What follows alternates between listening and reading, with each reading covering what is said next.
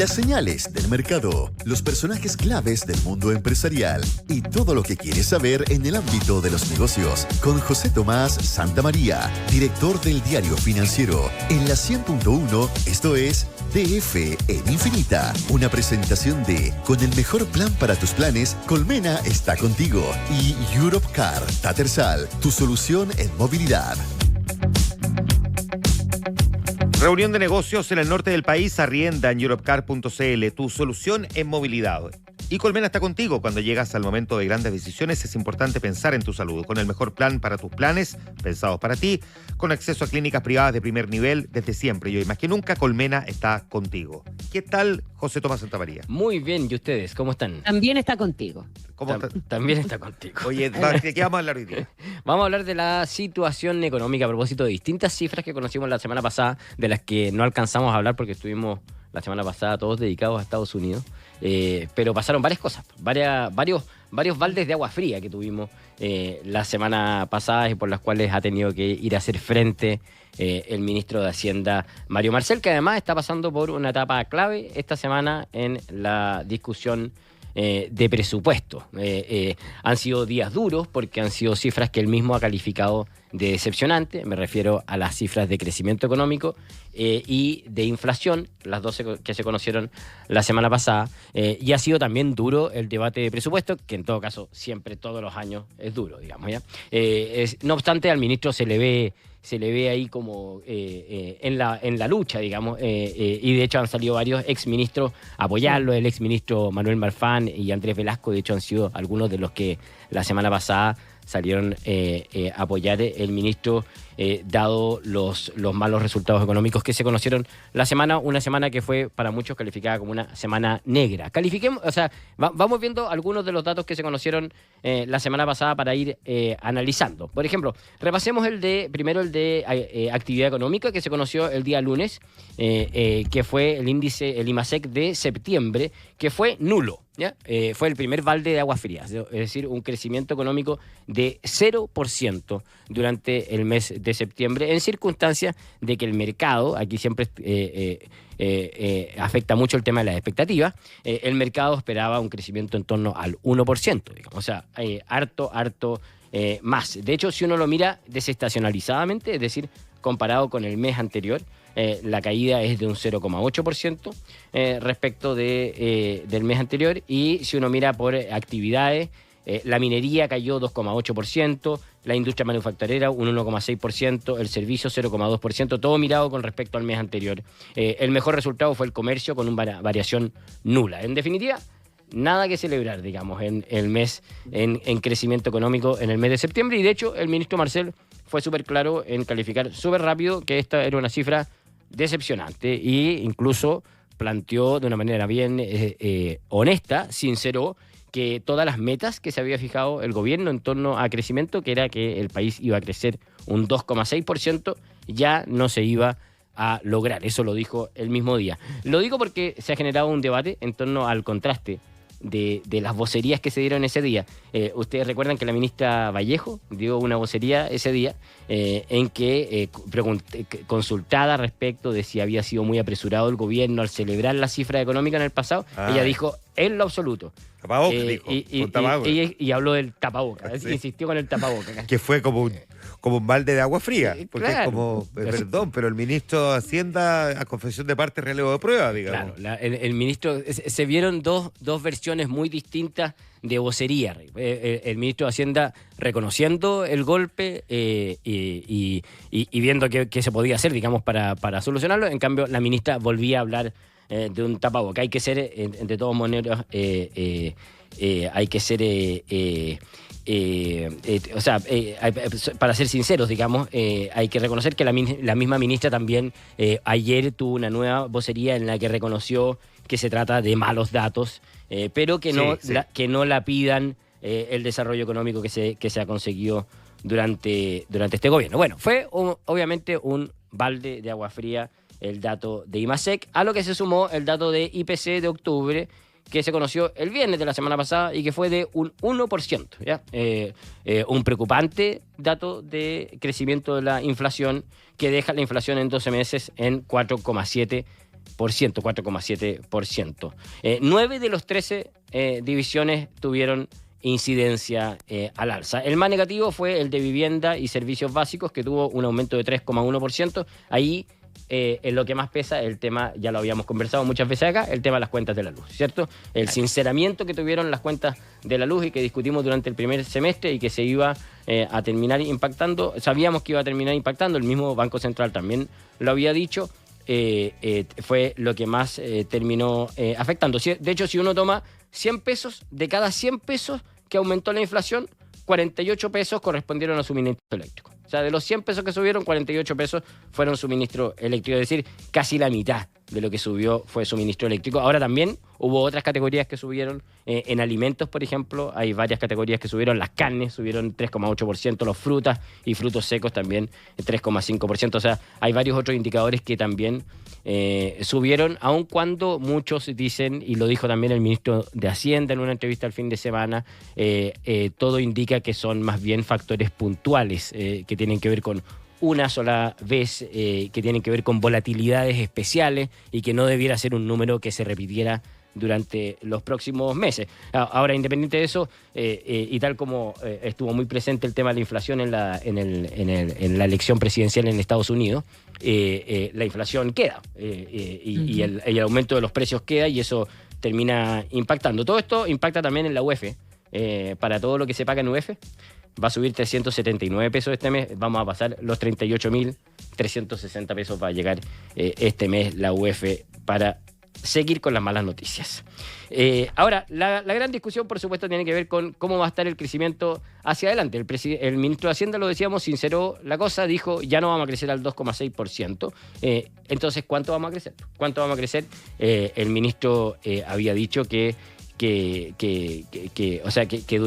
durante esta semana, durante la próxima, se va a especificar cuál es la nueva proyección de crecimiento para el año, pero también dijo que aunque creciéramos 0% en el último trimestre, ya la economía crecería 2,2%. O sea, ya aunque creciéramos 0%, aun cuando el gobierno, por supuesto, no quiere crecer y no cree que vayamos a crecer 0% el último trimestre, pero si no creciéramos nada, ya creceríamos 2,2%. Ahora, ¿qué es lo que va a pasar? Si uno le pregunta a los distintos analistas y economistas, hay para todos los gustos, para pesimistas y para más optimistas. Por ejemplo, el BCI, Santander, están en Copeuch, están en versiones más optimistas. Ellos hablan de crecimiento de 2,6% en el último trimestre, de 3%, incluso de 3,3% en el último trimestre, basado también en la baja de tasas de interés y el efecto que eso empiece a generar en consumo y inversión, pero también por la baja tasa de comparación. La baja tasa de comparación es muy mala el último trimestre del año pasado y eso